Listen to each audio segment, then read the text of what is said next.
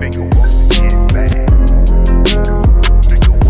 We gonna drop it on the stove, let the flames heat the pot. Let the water start boiling and give me that soda that you got. Pass the dope and started cooking, that's but junkies on my block. Niggas be running everywhere because the block is full of cups. Give me your money, give me your brain, cough it up or give it a train. How many times you niggas wanna see I bust one shot like mine?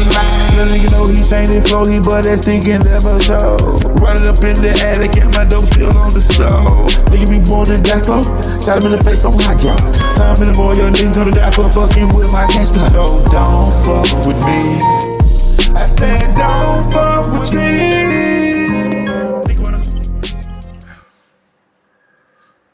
personally, man, of course, I lived in the city all my life and I love the city. But like once I got married, started having kids and stuff, man, we had to move outside of the city. Let me just say that.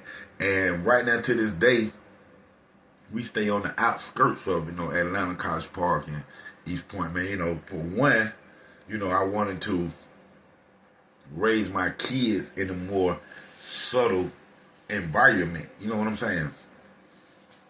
And then, with less crime, less all that stuff, to give them a better chance than what I had, Another main reason is because ninjas kept breaking in my house, man. This is, during the time like New Orleans Exposed was one of the main DVDs that was out at the time, main films that was out. It was popular. People, started being aware of who I was. I don't know if they, thought I still had drug money and, things of that nature, robbery money, or just money. I don't know. I just know that wherever we stayed at, up here in Atlanta, College Park area, our house kept getting broken into, man. Me and my wife we was just staying on 29. I was staying in some old BS apartments off Yates Road. Yeah, right off Yates Road, man. I forgot what's the name. Something Cove. I can't remember the apartment, but it's right by my cousin Russell house. It made Russell them right there on that same strip at Last Chapel Church. It's some little apartments right there, and we had ended up moving into them and stuff. And they had bad, customer service for us, the maintenance and just all that stuff. It was some real trashed down apartments, but at the time we were moving around and stuff, trying to find a place to stay and get settled. We had to take what we could. We was newly married, and we already had a son. Son was born, and then my daughter was just born. So we had 2 kids already, man. And when we first moved into the apartments, man, and I remember we just left and probably went to Walmart or something, man. And when we came back home, I noticed our window, the window was pushed in. They didn't even break it. They had to push the window in, climbed into the house, and stole the TVs and things like the microwave and a toaster oven. Stole a lot of my shoes and things of that nature, man. And we what? Come on, man.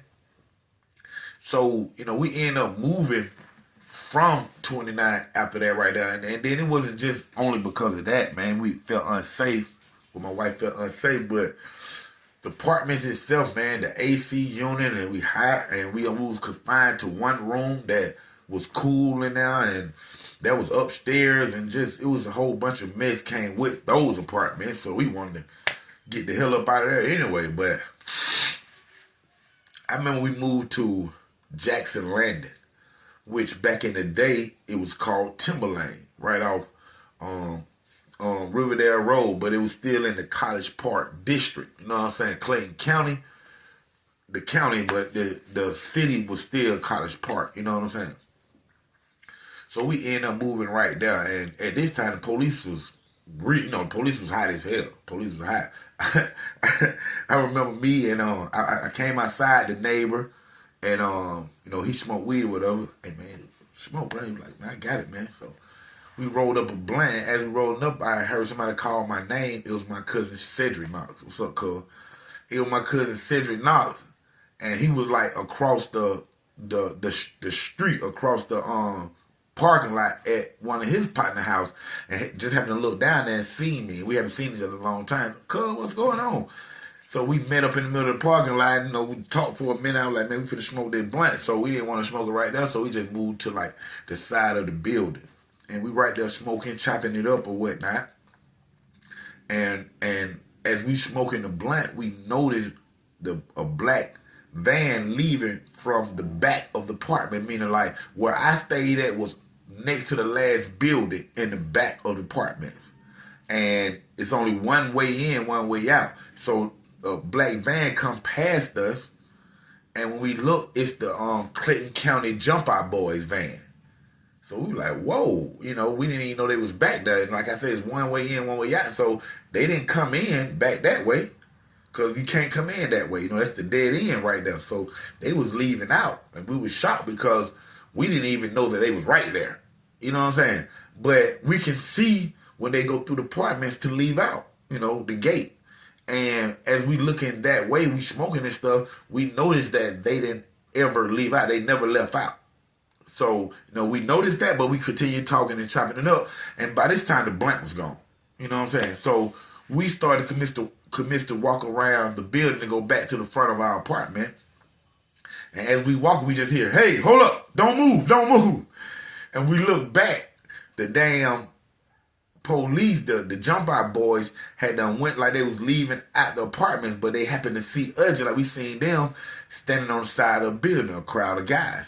So they act like they was going out. When they went to the area where they went, whatever they went, where we couldn't see, they jumped out and they walked up the back behind us. But we're leaving from smoking. The smoke gone, it's over with. We're leaving, finna go back to the front of my building. When they come from behind and telling us to hold up, don't move, freeze, and all that. So we like, okay. So once they get us right there, you know, of course they search everybody, and you know, however, and then they want everybody IDs. When they got to check to see if anybody had warrants. And I was freshly on probation, so I wasn't really studying anything. So they asked everybody for their IDs, man. And when I gave the cops my ID, he looked at the name, and I could see his face expression while he's looking at the name. And I think it was like my last name that like triggered something. And he was like, Dontrese Knox. He was like, you Dontrese Knox? Like that. And I was like, yeah, man, that was my ID say, man, you know, like that. Time I said that to the police, he like, ooh, you smell that? To the other officer. You smell that? He said, yeah, I smell it too. I smell marijuana. Y'all got this marijuana on y'all.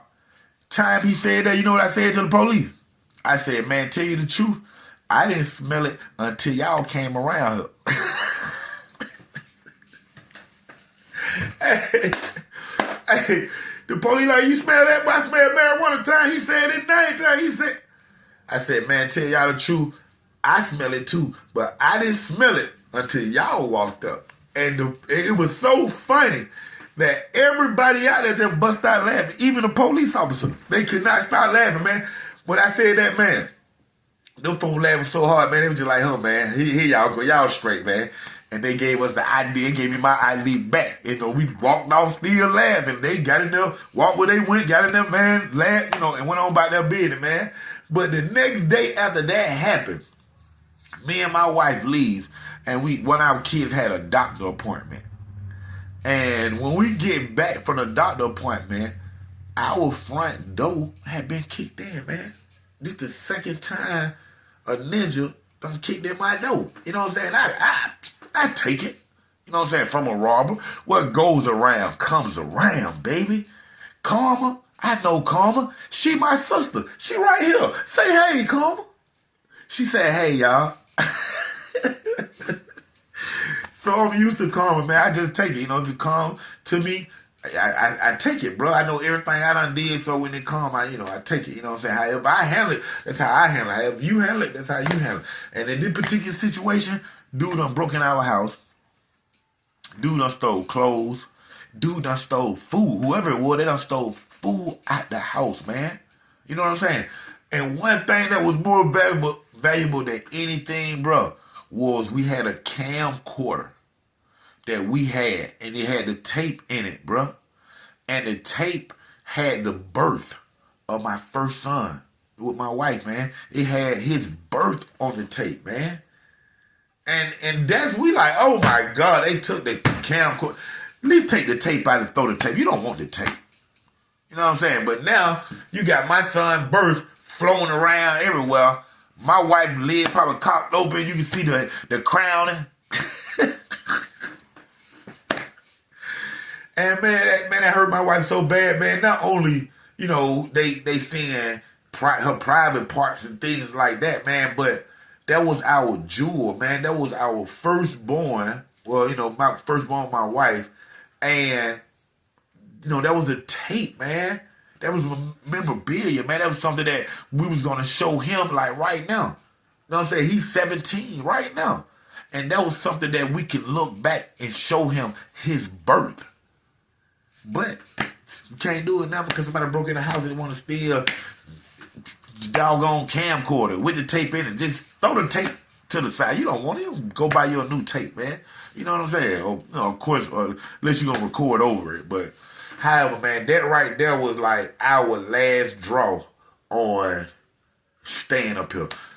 I think we left. I know we left after that and came down to Noonan, Georgia, and stayed there 7-8 years or whatnot.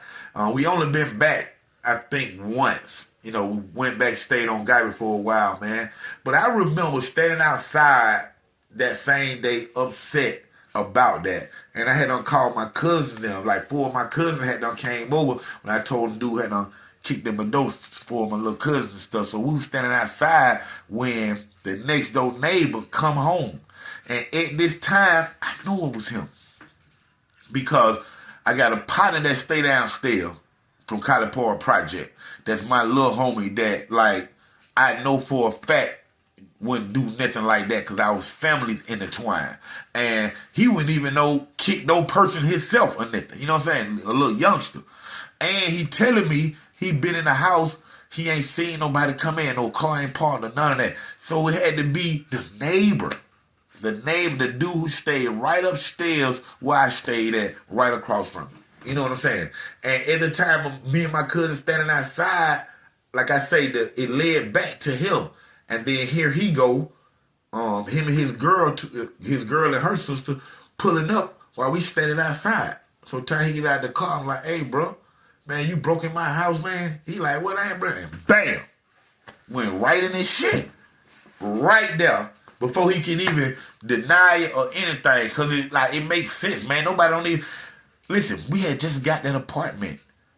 We haven't stayed there 28 days. We haven't stayed there 30 days to pay our second month rent. We just paid the first month to move in, the deposit, live there, and within 2 weeks, 14 days of us staying there, our door get kicked in.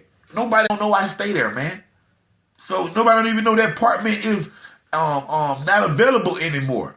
But a person that stays in the building. You know what I'm saying? So I went straight at home, y'all. Bam. Now we out there fighting. Get through handling him. Bam, bam, bam, bam, bam. They break up the fight. Just like I know every time, the police is on its way. When I do things, I already know police already is on its way. So after my cousin them break up the fight and all that, man, and me and home released each other, man, I jumped in the car with one of my cousins and pulled out, leaving like 2 or 3 of my cousins still there with my wife, her son, our son, and her sister. I didn't say her son. My wife, our son, and her sister. And I remember she telling me when she ended up getting to my mama's house, 'cause I went down my mama's house, that those girls was trying to fight her and her sister. And her little sister, call her little sister, ain't no. She's about it. She's about it. Meaning, like, if you talking about bringing harm to her family, anyone she love, she's straight about it. Like, right now, like, what? Let's go. Like that, you know what I'm saying? She was afraid of blackness, you black, Korean, whatever you want to be. She don't see no race when it comes to you trying to harm her family, or anything of that sort. So she was like trying to get on them. And my wife stopped her, like, no, let's go. Like that, it got in the car and left, man.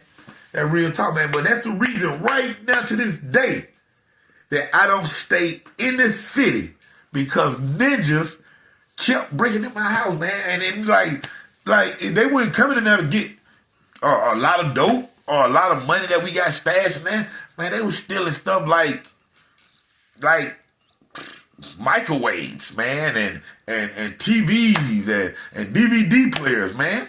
You know what I'm saying? Like, I didn't even break in your house and rob you and come in the house for things of that nature. I need some money, man. Oh, I need that product. Thank y'all for tuning in to another great episode of Underground Source TV with your host, TV and film producer, Don Trees Knox, OG Black Bart 3700. Y'all check out those memberships, man. I just opened it up where y'all can book me to come out, man. I tell stories live, cameos for the video, just anything that y'all want me to do that's reasonable. Y'all check me out, man. Y'all can book me, man. $199, man. $200 little dollars for the whole entire month. Y'all check out them perks on my memberships, man. Y'all check out my YouTube shows. Make sure you share, like, and subscribe to the page, man. OG Black Bart 3700. College Park, stand up. Nigga wanna Player, lawyer, nigga don't fuck with me, you fuck with me, you gonna get shot. And a nigga who killed my brother, I'ma kill his ass just looking wild. When you wanna meet your maker, I'm your taker, let me know. Got a Draco that is first and burn your ass and bust your hoe. So don't fuck with me, I said don't fuck with me. Don't fuck with me.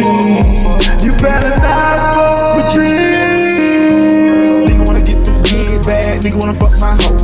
How many times I got to tell him married to my flow? But I had a little side bitch, that side bitch didn't know the ropes. And that same little side bitch, I had to let that bitch go. Never forget the things I said, you'll end up dead or in the bed. Go fuck around with OG, you get that Draco to your head. So don't fuck with me.